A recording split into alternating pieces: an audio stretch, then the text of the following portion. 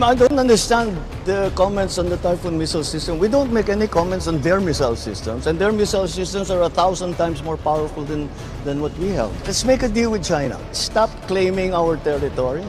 Stop harassing our fishermen and let them have a living. Stop ramming our boats. Stop water cannoning our people. Stop firing lasers at us.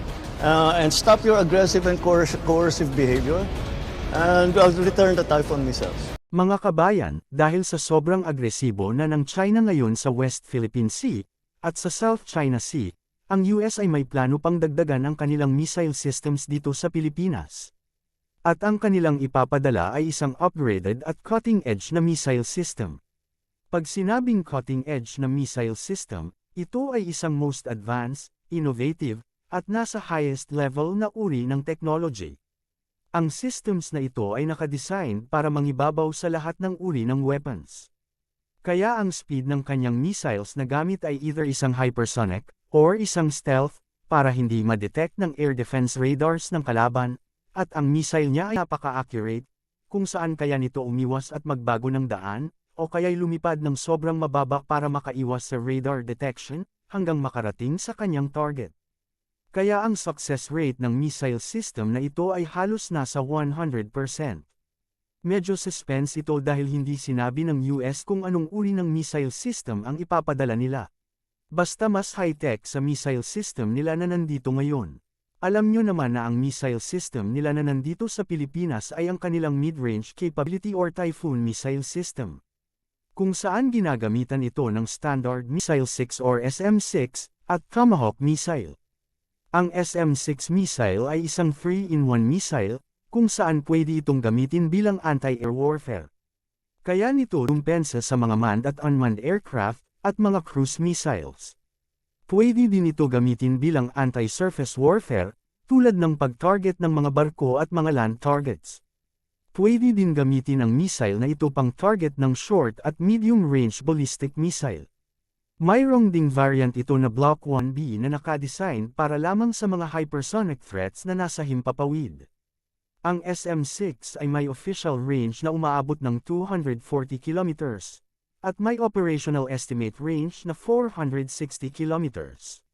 Dito pa lang sa SM-6 kumpleto na ang pangdepensa sa lahat ng uri ng threats. Kaya dapat ito ang paramihin ng Pilipinas na missile. Ang Tomahawk naman ay isang long-range, all-weather, at subsonic cruise missile, kung saan ginagamit ito sa mga deep strike mission, kontra sa mga high-value, hardened, at defended target. Tulad ng command centers, air defense, at mga infrastructure. Ang cruise missile na ito ay may range na 1,600 kilometers. Ang existing Tomahawk cruise missile na Block 4 ay may bagong upgrade na Block -5. Ang Block 5 ay may dalawang variant. Una ay ang Block 5A na tinawag na Maritime Strike Tomahawk. Ang variant na ito ay nakadesign para patamaan ang mga moving target sa dagat. Ang isa pang variant ay ang Block 5B na tinatawag na Joint Multiple Effects Warhead System. Ito ay nakadesign para mag-engage ng wider range ng land targets, kasama na ang mga hardened structures. Ang Tomahawk cruise missile na ito ay pinalakas ang kanyang navigation at communication para mapalakas ang kanyang anti-jamming na kakayahan, laban sa mga electronic warfare na atake ng kalaban.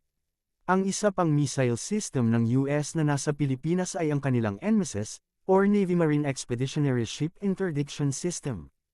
Ito ay isang unmanned land-based anti-ship vehicle, nakadesign dito para mag-fire ng naval strike missiles. Ang naval strike missile ay isang subsonic, stealthy, at low-observable missile, na kayang lumipad ng mababa para makaiwas sa radar detection ng kalaban. Ang NMESIS ay nakalagay sa island ng Bataan para mag-control ng critical sea passages.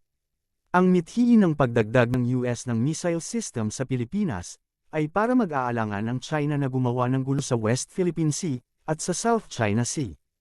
Ang plano ng pag-deploy ng US ng karagdagang missile launchers, at mga unmanned systems ay ngayong taon. Kung sa akin lang, baka karagdagan lang na mid-range capability, at Nemesis missile system ang ipapadala nila. Dahil ito yung gustong bilhin ng Pilipinas na sophisticated na missile system.